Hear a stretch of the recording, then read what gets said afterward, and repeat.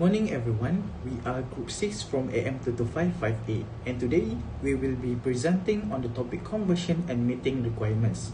These presentations fall under the subject ADM 609 Company Secretarial Practice 1 and it focuses on essential aspects of corporate governance. Through this case study, we aim to provide insight into the procedures and legal requirements for converting a public company to a private company, as well as the meeting protocol involves. But before we dive into the content, let us introduce ourselves. Our team members consist of 4 members, which is Nur Izzati Syafiqah binti Abdullah Sani, Nur Farhani Fazlin binti Muhammad Faizal, Muhammad Aiman bin Sapini, and myself, Muhammad Haslam bin Lamanji. We have worked collaboratively to analyze this topic and ensure a comprehensive explanations of the conversion and meeting requirements. Now, let's start with an introduction to the topic.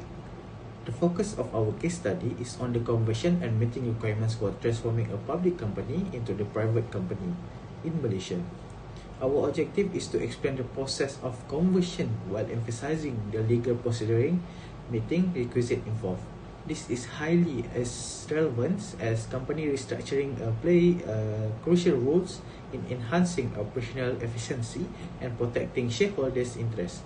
This framework for our discussion will be based on the Malaysian Companies Act 2016, particularly in Section 41, which outline the necessary requirements for conversion and compliance. So, to explain further, we move into next presenter. 10 essential element 1 and 2. First one, missions or vision statement. What does your company aspire to achieve? Second one, what drives you to do what to do? And number 2, company brief history. Use a timeline slide to tell your company histories and milestone. When we talk about benefits, there's a lot of benefit. First of all, to help the consumers or potential client understand better how a company can serve their needs and problem using their product or services. While second one, to report business achievement to partners and executive as well as attract the attention for prospective investor.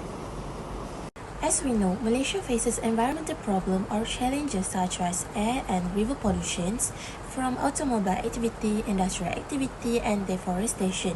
So to mitigate this issue, Malaysia has implemented higher emission rules, invested in renewable energy, and tightened pollution controls. The ASEAN Green Deal was inspired by the European Green Deal highlight high standard, teamwork, and financial support for the transition to a green economy. Assalamualaikum, my name is Nur Izzati Syafiqah binti Abdullah Sani. My ID number 20228Y9388. I will explain my part, which is question A. Question is about, as the company secretary, explain the procedure for going private to the board.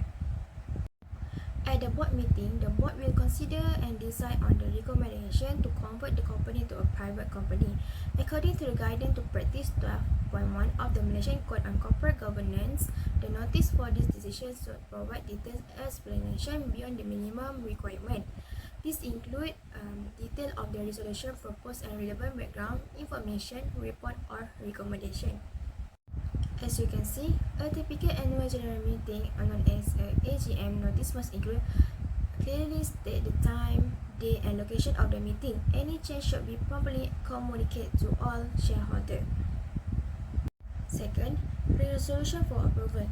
List the resolution to be voted on, including ordinary resolution, require a simple majority of more than half of the members entitled to vote under Section 291. Next, special resolution require a majority of not less than 75% of the members entitled to vote under Section 292. The next procedure for converting a public company to a private company begin with convening a board of director meeting as outlined in Section 173 and Secretarial Standard 1. The company secretary must issue a notice of the board's meeting to all directors at their registered address at least 7 days prior to the meeting date. A short-term notice period is permissible if at least one independent director is present. The notice should include the agenda, notice to the agenda, and draft resolution. The board must authorize the director or company secretary to sign and issue the general meeting notice to all members, directors, and auditor of the companies. Furthermore, director or company secretary is authorized to sign and file the application for the company convention and the consequent amendment to the memorandum of association and article of association along with any other necessary documents. The next procedure is about the role of the company secretary in convening an extraordinary general meeting is known as EGM. The company secretary plays a critical role in the process. The secretary is responsible for sending out a notice of the EGM to all shareholders, which include the date, time, place, and purpose of the meeting. According to Section 31C of the Company Act 2016, the notice period for meeting of members must be at least 40 to 21 days, depending on the nature of the meetings. They ensure that all shareholders have adequate time to prepare for and participate in the company meetings. To comply with Section 42 and Section 43 of the Company Act of 2016, the company must first approve proposed amendment through a board resolution to restrict share transfer and prohibit public invitation to subscribe for share or debentures. Following this, a special resolution must be passed by the shareholder at a general meeting to adopt this change. Finally, the amendments constitution must be submitted to the regulatory authority for approval and official records. After passing the special resolution at the EGM to convert Zagora Berhad from a public company to a private company, the company must lodge the following document with the company, which is Commission of Malaysia, known as CCM, within 40 days as required by the Company Act 2016. The first one is Notice of Convention. File a notice of convention specifying the change in the company name to reflect its new private status ending with a singular Berhad instead of Berhad, under Section 41 subsection 1. The second one, printed copy of the electoral constitution. We submit a printed copy of the company amendment constitution documenting any new restriction and limitation appropriate for a private company. The third one is fee and certificate requirement. Pay a fee of RM500 and submit to a original notice of rejection of certificate of incorporation. The CCM will issue a new certificate of incorporation upon successfully processing of the convention application under Section 28 subsection 1.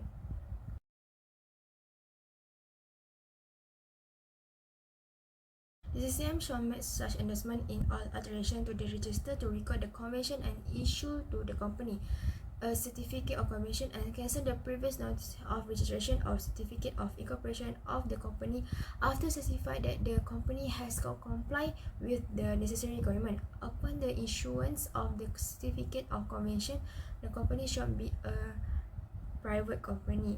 A formal application for the listing must be submitted to Bursa Malaysia, accompanied by necessary supporting documents such as a special resolution and reason for the listing. Upon receiving approval from Bursa Malaysia, an exit offer must be prepared and presented to shareholders, providing them with a fair and reasonable opportunity to sell their share before the listing, under Section 290 and under Section 291 of the Company Act 2016.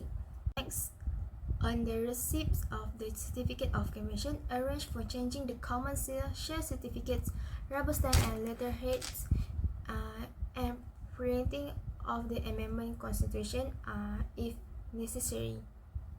As you can see, Bursa Malaysia should be notified and the final delisting of share requested. The company memorandum and article of association must be amended to reflect its new status as a private company. Incorporating change such as restriction on share transfer and the maximum number of shareholders under Section 30C and under Section 38 of the Company Act 2016. This amendment, along with any necessary name change to exclude Berhad and including Sendirian Berhad, must be lodged with the Company Commission of Malaysia CCM under Section 28 of the Company Act 2016. The company shall inform those who have dealing with the company of the change of status and name of company. Relevant stakeholders such as creditors, suppliers, and employees should be informed about the change in company status, ensuring that all operation adjustments are made accordingly. Proper proper documentation and recording of all meeting resolution and filing in the company's statutory books and record are crucial to maintaining compliance and ensuring a smooth transaction under Section 245 of the Company Act 2016.